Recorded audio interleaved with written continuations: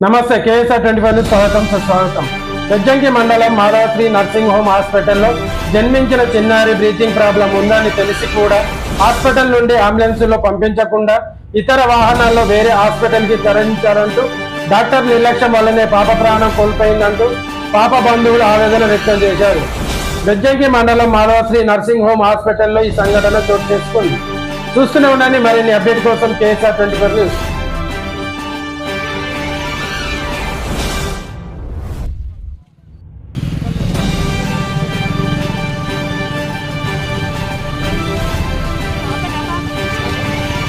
Baby girl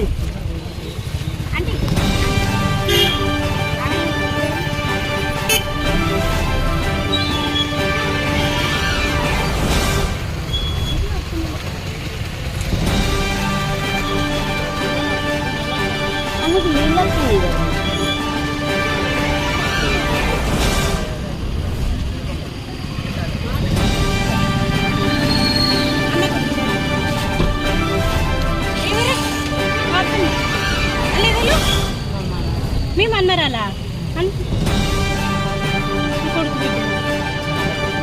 అలా mummy ఏది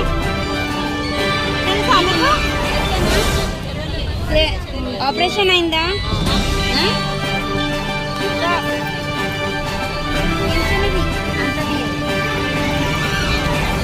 ఆమె నల్లగా అయిపోయింది ఆంటీ. ఇది మా దాంట్లో టైం